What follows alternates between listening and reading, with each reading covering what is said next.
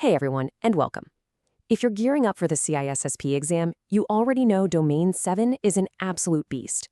It's all about security operations, and today we're zeroing in on incident management and logging. As an instructor, my goal with this explainer is to build your knowledge up step by step, so when you finally walk into that exam room, you're doing it with absolute rock-solid confidence. Let's get right into it. Here is our blueprint for today's session. We'll be hitting 6 key areas: defining a security incident, the incident management lifecycle steps, network attacks and defenses, intrusion detection and prevention, logging and due diligence, and finally, automating with SOAR. Section 1. Defining a security incident. We have to start by establishing the foundational rulebook. Okay, so the CISSP exam demands total precision. NIST Special Publication 861 explicitly defines a computer security incident as a violation or even an imminent threat of violation of computer security policies, acceptable use policies, or standard security practices. Simply put, we are talking about malicious actions, intentional attacks, or a strict, undeniable policy violation. Now, here's a core distinction you absolutely have to internalize. An incident, in the broad sense, covers literally any event with a negative effect. Think a hurricane or maybe someone tripping and accidentally severing a main network cable. But a computer security incident specifically involves an actual attack or malicious intent. So, time for a CISSP exam mindset note. A natural disaster is technically an incident, sure. But when Domain 7 questions focus on incident management, they are strictly talking about computer security incidents. Do not fall for that trap. Section 2. Incident Management Lifecycle Steps. Let's look at the exact procedural flow you need to have memorized. You've got 7 distinct steps here: detection, response, mitigation, reporting, recovery, remediation, and lessons learned. The trick is knowing the specific goal of each one. Notice the flow, right? Mitigation is step 3. That's where you contain the immediate bleeding, like isolating a compromised server from the rest of the network. But remediation, all the way down at step 6, is where you actually fix the root cause, like patching the specific vulnerability the attacker exploited in the first place. They are not the same thing. Listen up, because this is a massive exam focus. You will be tested on this, so adopt this mindset right now. Never, ever shut down a compromised machine. If you just yank the power cord, you're instantly destroying volatile RAM evidence and temporary files that your forensic experts desperately need. Always keep it powered on.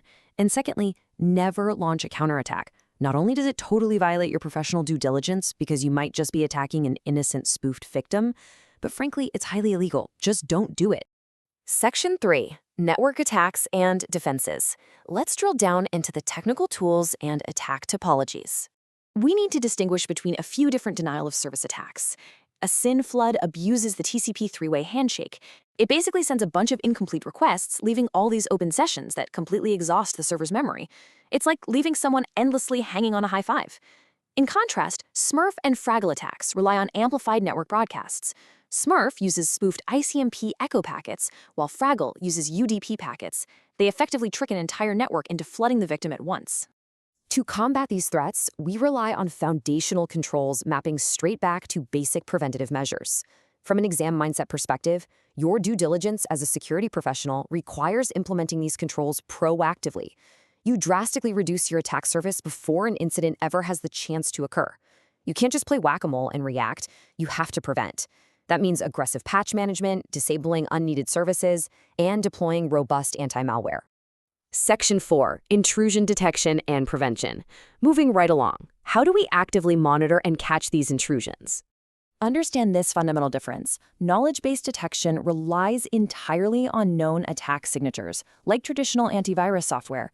It has very low false positives, but it will completely miss a brand new, never-before-seen attack. Behavior-based detection, on the other hand, uses statistical baselines to catch weird anomalies. It's fantastic for catching zero-day exploits, but because normal, everyday network traffic can naturally fluctuate, it generates much higher false positives. Now, regarding detection states. To lock in the right exam mindset, you must instantly recognize these outcomes. A false positive is a benign, totally harmless event that incorrectly gets flagged as an attack. That's annoying, and it wastes your administrative resources investigating nothing. Conversely, a false negative is your worst nightmare. It's a catastrophic failure where an actual, dangerous attack slips right past your defenses completely unnoticed. Section 5. Logging and due diligence. What's really fascinating here is how this ties everything back to administrative accountability and legal thresholds. When you're looking at standard security log entries, like a Windows event log tracking file access, what you're really looking for is absolute accountability. It shows you exactly who accessed sensitive data, say confidential payroll files. But here's the kicker. This log only provides real accountability if your identification and authentication processes are locked down securely. If just anyone can log in and impersonate another user, your log data is effectively meaningless. Notice how different log types serve totally distinct operational purposes. Security logs track access. System logs record unexpected OS events, like an attacker intentionally killing a monitoring service. Application logs handle specific software or database events. And firewall logs capture border traffic flow. They'll tell you the source and destination IPs, but they aren't actually inspecting the deeper contents of the packets. So it begs the ultimate rhetorical question for security operations. Why do we invest so much massive effort, storage, and processing power into capturing and securing all these audit trails? The core reasons always come back to establishing accountability, meeting strict legal and regulatory compliance like HIPAA or PCI DSS, ensuring non-repudiation, and facilitating incident reconstruction. Exam mindset check right here. We monitor for accountability and compliance, sure, but log data is completely useless in a court of law if it isn't protected from tampering. You have to ensure centralized SIEM storage, ridiculously strict access controls, and accurate timestamp synchronization so that your data is actually admissible as evidence. Section 6. Automating with SOAR.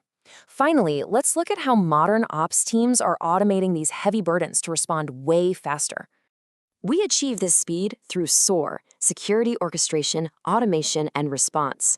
SOAR technologies elevate our capabilities by automatically handling standard run-of-the-mill incidents. Instead of a human manually logging in to change a firewall rule every single time a basic alert fires, SOAR just handles it.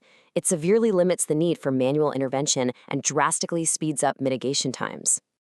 To make SOAR actually work, we use two key elements, and please don't confuse these on test day.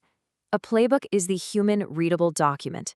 It's the written checklist defining the incident verification and response steps. The runbook is the actual automated tool execution that translates those playbook steps into machine actions. Think of it this way. The playbook is the strategy, but the runbook is the automated execution. Which brings us to our final thought. Technology like SOAR is incredible, it aids us immensely, but your personal mastery of these legal and technical thresholds is what truly secures an organization. So as you prepare to step into the role of a security architect, I'll leave you with this question. As a CISSP, how will you balance automated incident response runbooks with the legal requirement for strict human due diligence? Keep studying hard, trust the process, and thank you so much for joining me in this explainer.